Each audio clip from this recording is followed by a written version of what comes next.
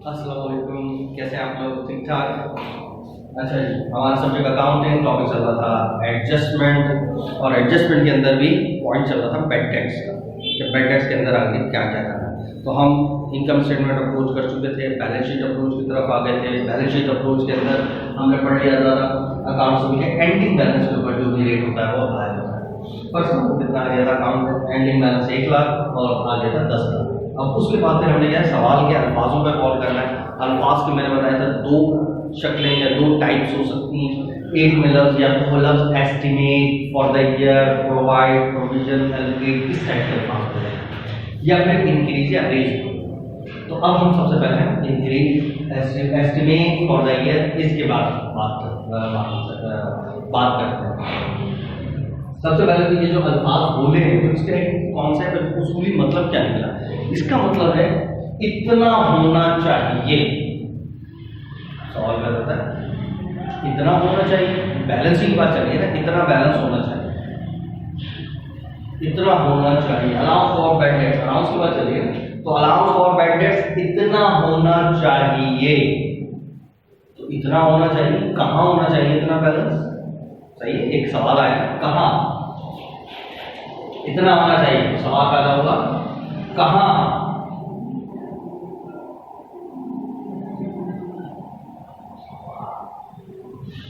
इतना होना चाहिए बैलेंस, कहाँ होना चाहिए balance? Allowance for bad debts के टी अकाउंट। कहाँ? अलाउंस फॉर बैड डेट्स के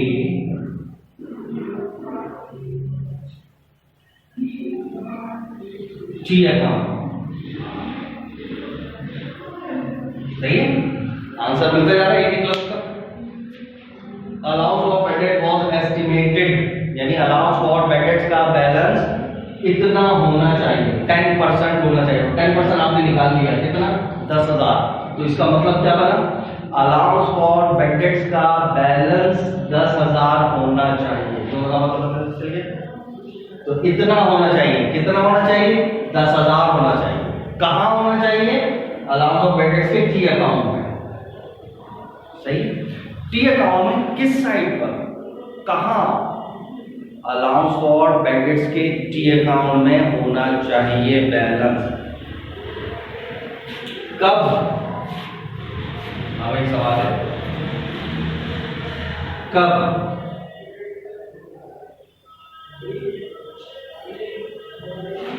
कब होना चाहिए ये बैलेंस? इतना होना चाहिए, कितना? 10,000 होना चाहिए। कहाँ होना चाहिए? अलाउंस ऑफ बैड डेट्स के टी अकाउंट में होना चाहिए। कब होना चाहिए? एंड में। कब होना चाहिए? आखिरी में।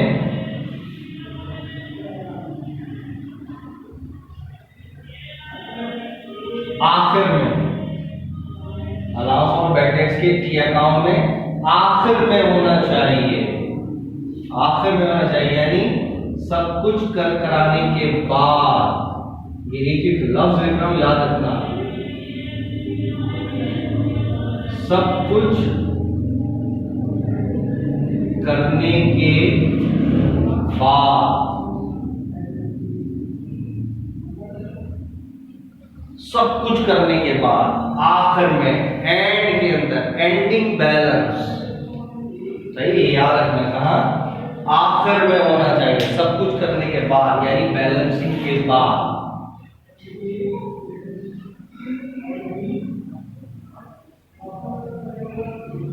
बैलेंसिंग के बाद, आखिर में। ये बार बार कह रहा, कौन सा लफ्ज है? आखिर में। ये इंपॉर्टेंट लफ्ज है। अब उसूल समझ आया? तो अब क्या हुआ? अब मैं ये तमाम जो ये पॉइंट्स दिमाग में आ रहे थे उनको लिखता जा रहा था। अब मैं इनको एक सीक्वेंस के अंदर तैयार कर रहा हूं। क्या? तो जब भी ये लफ्ज आए एस्टिमेट, तो इसका मतलब क्या होता है? अलाउंस फॉर बैड डेट्स के टी अकाउंट के क्रेडिट साइड में सब कुछ कर कराने के बाद आखिर में, एंड में इतना बैलेंस होना चाहिए। सही? अलाउंस फॉर बैड डेट्स के टी अकाउंट में कब? आखिर में सब कुछ कर कर, और ये अंडरस्टूड बात है, इसमें इम्प्लाइड है। अलाउंस कहाँ होता है? क्रेडिट में ही होता है, सही है। तो ये भी लफ्ज लिख दूं क्या? बैलेंसिंग के बाद क्रेडिट साइड पर, क्रेडिट में, सही है। सारी एक लफ्ज की डिटेल लिखी। तो अब इसको अगर मैं क्या हूं, ये जब भी बोले 10%, तो ये 10% इसका अप्लाई करा, एंडिंग बैलेंस का अमाउंट आ गया। ये वाला अमाउंट यानी 10,000 आना चाहिए, इतना होना चाहिए। कहां? अलाउंस ऑफ बैड डेट्स के टी अकाउंट में। कब? बिल्कुल आखिर में, सब कुछ कर कराने के बाद, बैलेंसिंग के बाद, बैलेंसिंग के बाद क्रेडिट साइड, सही। तो इन पूरे अल्फाज को मैं आसान से क्या बोलूं? जब भी लफ्ज एस्टिमेट आए, फॉर द ईयर आए, प्रोवाइड आए, प्रोविजन आए, इसका मतलब क्या होता है? अलाउंस फॉर बैड डेट्स के टी अकाउंट के क्रेडिट साइड पर सब कुछ कर कराने के बाद आखिर में बैलेंस ये आना चाहिए, इसका ये मतलब। अब ओके हो गया, पक्का, डन, ये वाला पता चल गया ना? ओके हो गया, इसका मतलब ये, सही। आई रिपीट, जब भी इस तरीके से allowance of bad debt estimated इतने परसेंट, वो जो भी परसेंट मांगेगा वो किसके ऊपर अप्लाई करोगे? अकाउंट रिसीवेबल के एंडिंग बैलेंस, और वो अमाउंट है। अब इसका मतलब क्या है? 10,000 आ गया। अलाउंस फॉर बैड डेट्स के टी अकाउंट के क्रेडिट साइड पर सब कुछ कर कराने के बाद आखिर में 10,000 रुपए आने चाहिए। हमने ये अंदाजा लगाया, सही। फिर रिपीट कराओ, अलाउंस फॉर बैड डेट्स के टी अकाउंट के credit side, allowance for bad debts के टी अकाउंट के क्रेडिट साइड पर सब कुछ कर कराने के बाद एंड में इतने रुपए आने चाहिए, सही। फिर बोल रहा हूं क्या? अलाउंस फॉर बैड डेट्स के टी अकाउंट के क्रेडिट साइड पर सब कुछ कर कराने के बाद एंडिंग बैलेंस इतने 10,000 रुपए आने चाहिए। ये क्लियर हो गया? इस बात का मतलब क्लियर हो गया, ठीक है। अब केसेस का, सही। अभी मैं ये इंक्रीज रेज वाली कहानी नहीं करा रहा, हमने इसकी कहानी करा। तो अब मैं एक लम्हे के लिए इसको मिटा दूं, फिर जब मैं ये करूंगा तो फिर दोबारा स्टार्ट कर दूंगा, सही है। मतलब वैसे जगह है, मैं यहाँ पर कर सकता हूँ।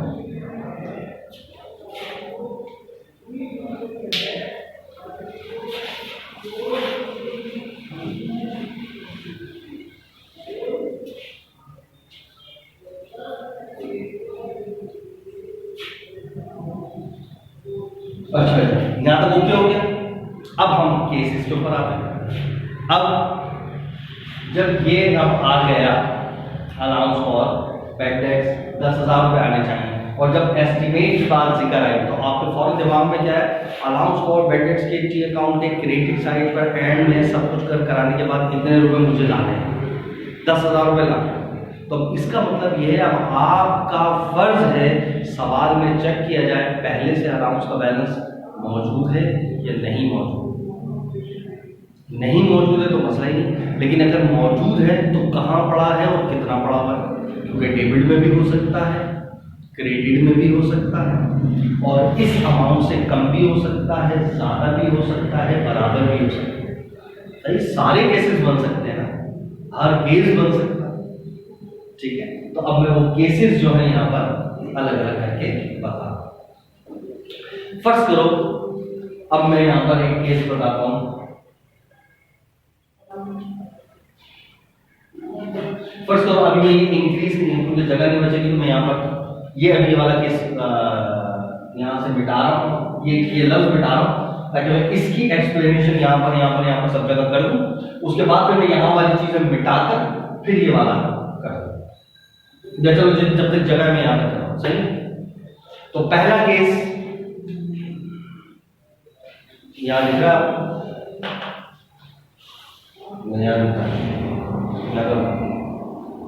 चलो फर्ज करो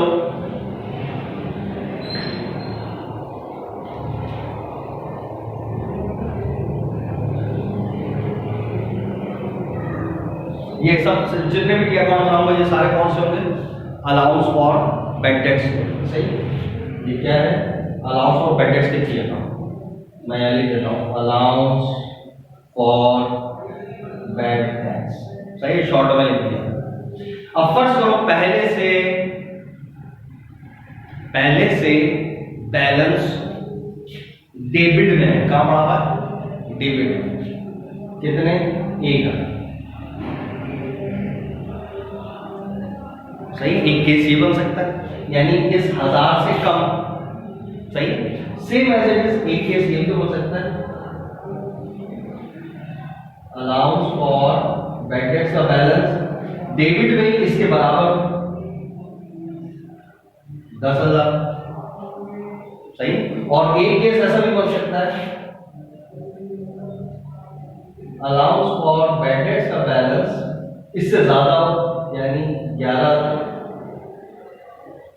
3 केस में सिर्फ देखो मैंने क्या बताया, डेबिट में भी पहले से बैलेंस डेबिट भी हो सकता है, क्रेडिट भी हो सकता है और नहीं भी हो सकता। 3 तो मेजर केस है। अब डेबिट हो सकता है, तो अभी मैं पहले को पकड़ रहा हूं डेबिट। तो डेबिट में इससे कम भी हो सकता है, इसके बराबर भी हो सकता है और इससे ज्यादा भी हो सकता है। 3 बातें आ गई है ना। सेम एक कहानी 3 केस क्रेडिट के भी तो हो सकते हैं। क्रेडिट में इससे कम भी हो सकता है यानी 1000, क्रेडिट में इसके बराबर भी हो सकता है यानी 10, क्रेडिट में इससे ज्यादा भी हो सकता है यानी 11। तो 3 केस डेबिट के बन गए, तो 3 केस क्रेडिट के बन गए और एक केस बना ले है ही नहीं बैलेंस, ओपनिंग बैलेंस 0। कुल मिला के 7 केस बने। ऐसे ही तो पहले में इनको कर डेबिट वाला। सही,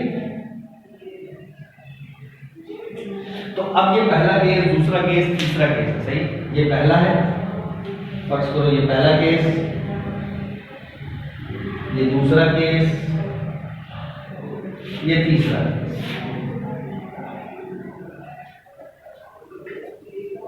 यहां तक ओके। यहां मैं एंट्री पास कर दूंगा, यहां उसकी एक्सप्लेनेशन कर दूंगा और फिर तीसरा दूसरा केस तो मुझे मजबूरी यहां करना पड़ेगा, लेकिन अगर मुझे करना पड़ा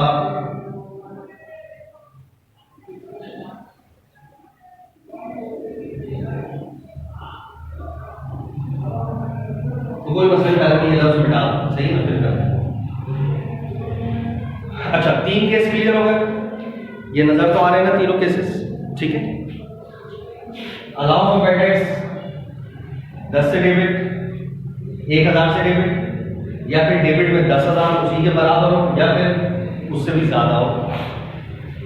3 केस। अब पहला उसूल सवाल यही लेते हैं, allow for bad debt was estimated at the rate 10% of the account. तो अकाउंट से आपने 10% निकाला, कितना आ गया? 10,000। अब इसका मतलब क्या था, याद है? एस्टिमेट का क्या? अलाउंस फॉर बैड डेट्स के टी अकाउंट के क्रेडिट साइड पर सब कुछ कराने के बाद आपको कितना लाना है? 10। उसूल आ गया दिमाग में। अब वो अप्लाई करो यहाँ पर, हम जरा अप्लाई करते हैं। सब कुछ कराने के बाद पहले से यहाँ पर कितना लिखा है? 1,000। और मुझे तो एंड में लाना है, मुझे एंड में लाना है यहाँ पर कितना?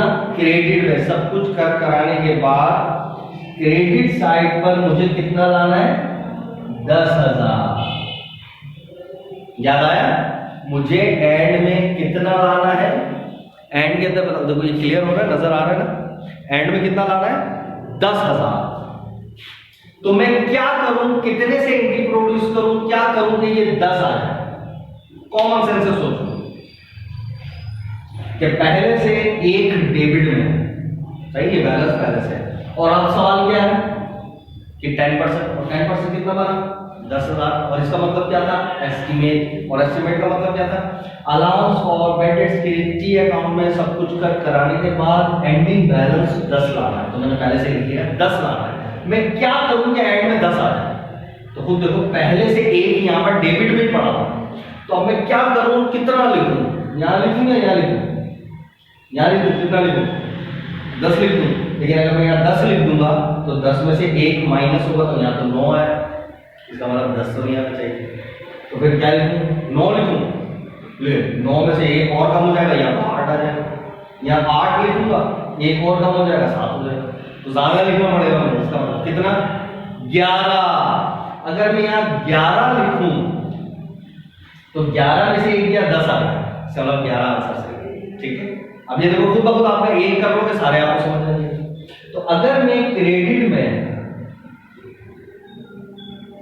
11,000 लिखूं, अलाउंस फॉर बैड डेट्स को क्रिएट करूं, अलाउंस फॉर बैड डेट्स को क्रिएट करूं कितने से 11 से, तो जब बैलेंसिंग करूंगा तो ऑटोमेटिकली 10 बच जाएगा, क्लियर। और ये 10 आपको पता है कहां जा रहा होगा, बैलेंस शीट में, सही है ना, अकाउंट्स के अंदर, ये उसूल क्लियर। ये बैलेंस शीट के अंदर जा रहा होगा, एंडिंग बैलेंस जाता है बैलेंस शीट। तो आपने क्या करा, अलाउंस फॉर बैड डेट्स को 11 से क्या करा, क्रिएट करा, यानी एंट्री क्या पास करी आपने, मैं एंट्री यहां पर लिख रहा हूं, आप एंट्री प्रोड्यूस कर रहे हैं, allowance for bad debts, allowance for bad debts 11,000 रुपए से क्रेडिट कर रहे हैं, ऐसी है ना। तो ये क्रेडिट देखो ये गया है ना, अलाउंस फॉर बैड डेट्स इस वाले क्या रखोगे यहाँ से बता देता हूँ, तो समझ आ गई बात आपके, सही। तो ये अलाउंस फॉर बैड डेट्स को आपने क्या करा, क्रिएट करा, देखो ये क्रिएट अपने टी अकाउंट में चले गए, सही। बैलेंसिंग हुई, 10 बज गए, 10 चला गया बैलेंस शीट में, आपका मसला। अब सवाल रहेगा यार एंट्री में डेबिट क्या करें, तो खुद सोचो 11,000 से अंडरस्टूड होगा कि डेबिट क्या चीज हो रही हो, बैड डेट्स की एंट्री, थोड़ा सा दिमाग लगाओ, एक्सपेंस ही हो रहा होगा, तो एंट्री प्रोड्यूस हुई बैड डेट्स एक्सपेंस डेबिट और allowance for bad debts credit, और ये एक्सपेंस है, ये कहां जा रहा होगा, ये जा रहा होगा इनकम स्टेटमेंट, क्लियर हुआ ये पॉइंट, सही। सेम कॉन्सेप्ट दोबारा यहां पर देखो, फिर वही चीज रिपीट होगी। हालांकि तीनों कॉन्सेप्ट एक ही है, मैं एक में भी समझा सकता हूं, लेकिन मैं इस वजह से समझा रहा हूं कॉन्सेप्ट जिंदगी भर के लिए आपके लिए मसला हल है। अब नेक्स्ट मजीद देखो, सेम यही कहानी, फिर दोबारा मुझे अलाउंस फॉर बैड डेट्स, और पहले से ओपनिंग में 10,000 से डेबिट पड़ा, ठीक है, ये रहता है। अब आ जाओ allowance for bad debt cost estimating 10%, अब 10% अकाउंट से निकालेंगे, कितना आया 10, तो इसका मतलब क्या है, एस्टिमेट कर रहा है, तो अलाउंस फॉर बैड डेट्स के टी अकाउंट के क्रेडिट साइड पर सब कुछ कराने के बाद एंड में कितना लाना है, 10 लाना, ठीक है। तो अब जरा आ जाओ सवाल के, तो अब फिर ये सब कुछ कराने के बाद क्रेडिट साइड पर, सब कुछ कराने के बाद क्रेडिट साइड पर आपको कितना लाना है, यहां पर 10 लाना। आप खुद कॉमन सेंस से बताओ, डेबिट या क्रेडिट पे कहीं पर भी कहां पर कितने लिखूं कि क्रेडिट पे एंड में 10 आए, बताओ, एंड में क्रेडिट पे 10 आए, अब बताओ, सोचो क्या करूं, यहां 10 लिखूं, अगर मैं यहां 10 लिखूं तो 10 और 10 ये तो नहीं हो जाएगा 0, मुझे तो यहां 10 लाना है क्रेडिट का, मैं 11 लिखूंगा, 11 में से 10 गया, ये तो 1 बचेगा, तो मैं यहां क्या लिखूं, 20 लिखूं, तो 20 में से 10 गया 10, हाँ, तो इसका मतलब यहां क्रेडिट पे कितना लिखना पड़ा, 20, क्रेडिट में कितना लिखा मैंने, 20, यानी अलाउंस को क्रिएट करा, तो एंट्री में मैंने क्या करा, अलाउंस फॉर बैड डेट्स को 20,000 रुपए से क्रिएट किया, ये देखो ये अपने टी अकाउंट में चला गया, सही, क्रिएट के अंदर चला गया, बैलेंसिंग हुई, बैलेंस करने के बाद वही 10 बच गया, और ये 10 कहां चला जाएगा, एंडिंग बैलेंस, बैलेंस शीट, सही। और खुद सोचो डेबिट क्या होगा, कॉमन सेंस से बता दो, बैड डेट एक्सपेंस, तो लिहाजा बैड डेट्स एक्सपेंस डेबिट हो जाएगा कितने से, 20,000, तो यानी इनकम स्टेटमेंट में एक्सपेंस कितना गया, 20,000, एक्सपेंस कितना गया, 20,000, सेम। और आगे प्रोसीड कर, अब ये वाला सवाल है 11, अब डायरेक्ट आपको बता दो, फिर वही कहानी, allowance for better cause estimated 10%। अब 10% किसका कितना, फिर वही अकाउंट स्कूल का एंडिंग बैलेंस का 10% आ गया कितना, 10 लाख। अब इसका मतलब क्या है, वही कहानी, एस्टिमेट बोल रहा था तो इसका मतलब अलाउंस फॉर बैड डेट्स के टी अकाउंट के क्रेडिट साइड पर सब कुछ कर कराने के बाद मुझे कितना लाना है, 10 लाख। तो बताओ मैं कितने से एंट्री पास करूं, खुद कॉमन सेंस से बताओ।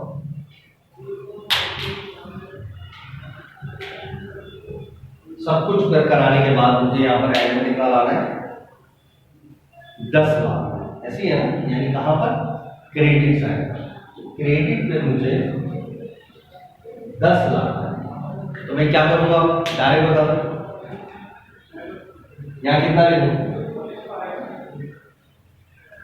10 लाख में यहाँ 11 है, तो 21 से एंट्री पास करूंगा, यानी क्रेडिट पे 21 लिखूंगा, 21 में से 10 गए, तो 21 में से 11 है, ऑटोमेटिकली 10 बच गया। तो अलाउंस को मैंने क्या करा, क्रेडिट, तो एंट्री क्या पास करी मैंने, अलाउंस फॉर बैड डेट्स को 21,000 रुपए से मैंने क्रेडिट किया, कितने से, 21 से, सही है। तो देखो ये यहाँ पर क्या, अपने टी अकाउंट में बैलेंस नहीं हुई, एंड में 11 10 बच गए, और यही एंडिंग बैलेंस कहाँ जाएगा, बैलेंस शीट में।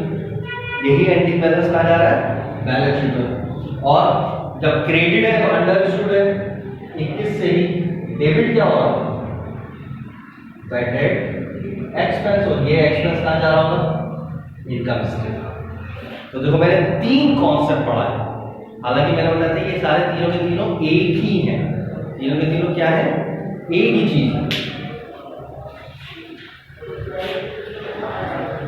तो देखो लेकिन ये उसूल से बताया, क्या उसूल, हालांकि मैं बहुत आसान है मेरे लिए, मैं बोलूं या पहले से ओपनिंग बैलेंस डेबिट को जमा करके इनके पास कर देता, 3 सेकंड में टॉपिक खत्म। मेरा दिमाग खराब है, 4 लेक्चर इसके रिकॉर्ड कर रहा हूं। क्यों, उसूल समझ आ जाए आपको जिंदगी में, कभी भी कैसा भी सवाल हो आपको आता, जितना घुमा दे, ठीक है। तो लिहाजा क्या है, देखो अभी ये सारे डेबिट वाला है, यहाँ पर भी पहले से डेबिट में पड़ा हुआ है, यहाँ भी पहले से डेबिट में पड़ा हुआ है, यहाँ भी पहले से डेबिट में पड़ा हुआ है। तो अलाउंस फॉर बैड डेट्स का बैलेंस पहले से डेबिट में पड़ा हो तो टेंशन की जरूरत ही नहीं है। उसूल दिमाग में यही रखना है कि जो भी बैलेंस आपने कैलकुलेट करके निकाला था ना, उस बैलेंस में ये ओपनिंग बैलेंस अगर डेबिट है तो ऐड ही करके एंट्री पास होगी। देखो 1000 है तो 10 और 1 11 से एंट्री पास कर रहे हो, यहाँ पर भी डेबिट है 10 और 10 20 से एंट्री पास कर रहे हो, यहाँ भी डेबिट है 11 और 10 21 से एंट्री पास कर रहे हो। और एक्सपेंस वही इनकम स्टेटमेंट में जा रहा है, एक्सपेंस वही इनकम स्टेटमेंट में जा रहा है, एक्सपेंस वही इनकम स्टेटमेंट में जा रहा है। अलाउंस जो क्रिएट कर रहे हो वो पहले अपने टी अकाउंट में जा रहा है, और इसका जो एंडिंग बचा वो बैलेंस शीट में जा रहा है। यहाँ भी अलाउंस अपने टी अकाउंट में जा रहा है, जो एंडिंग बचा वो बैलेंस शीट में जा रहा है। ये भी अलाउंस अपने टी अकाउंट में जा रहा है, जो एंडिंग बचा वो बैलेंस शीट। तो याद रखना अलाउंस फॉर बैड डेट्स के टी अकाउंट का एंडिंग बैलेंस जाता है हमेशा बैलेंस शीट में, और जो एक्सपेंस होगा वो जाता है इनकम स्टेटमेंट। तो डेबिट के अंदर एक सिंपल सा कॉन्सेप्ट जो एक उसूल समझ आया, जो रट्टाफिकेशन वाले याद कर लेते हैं, रट्टा लगा या डेबिट लो तो जमा करके नहीं पास, पता ही नहीं होता क्यों जमा करना, तो अब पता चला क्यों जमा करना,